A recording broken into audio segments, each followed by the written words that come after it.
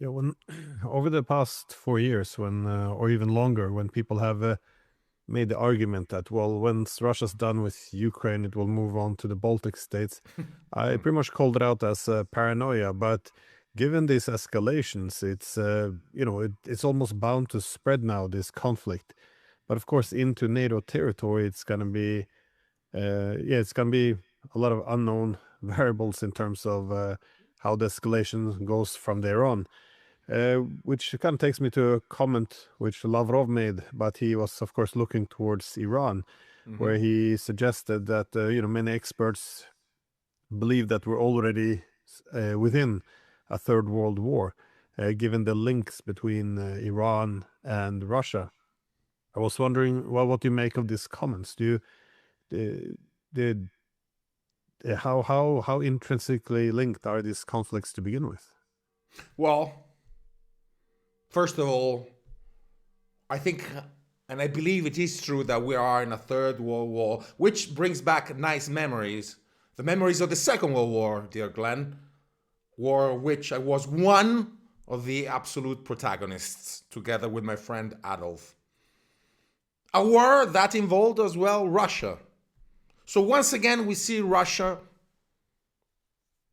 in a way being the target of a war, but this war is very different, Glenn, from the war that we fought many years ago. Why?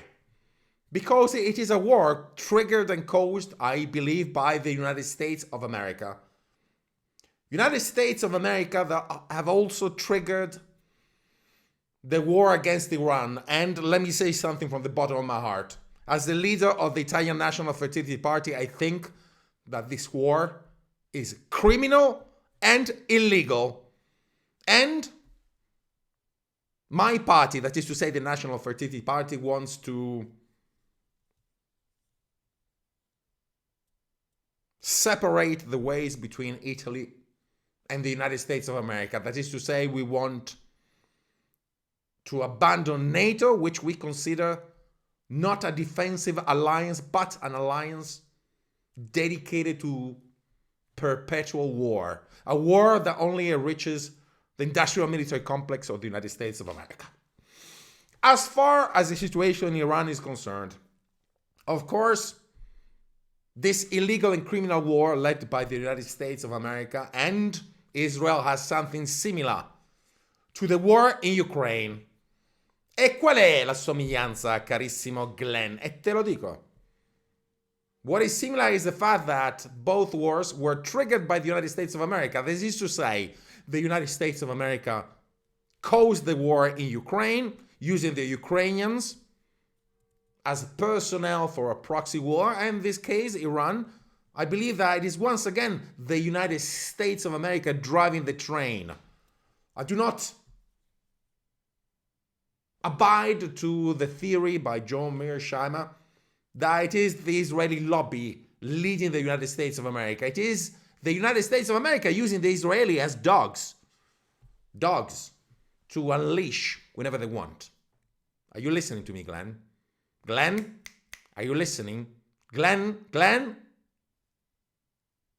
Sorry, Froze up a you little froze bit. there for a bit. Yeah. No, I wasn't freezing, Glenn. I was making sure you're alive because at times, yes, thank you. At times, you look at the screen and I guess it's a way, you have that Norwegian look, quello sguardo norvegese, that sometimes kind of feels like you're not listening to your interlocutor. In any case, Glenn, I was saying, and I hope you're listening to me, Glenn, that the similar, Glenn, you see you're not listening. Glenn, are you alive? Glenn, can you ask me another question, Glenn? Glenn, if you're alive, move a finger. Glenn, oh, for God's sake, are you alive? Sei vivo, Glenn. Sveglia, Glenn. Yeah, you and I spoke about that earlier. There seems to be a different approach to escalation on each side. That NATO likes to do this very small salami tactic, gradual Salami tactic, yes, yes. escalations, while Mm-hmm. Russia tends to hold on and just go for massive responses, Mm-hmm. which often, yeah, on the NATO side results in miscalculation of or even delusion about this escalation dominance, the extent to which they're able to bring up or down the tensions. Mm-hmm. However, with in the as the Ukraine war, though,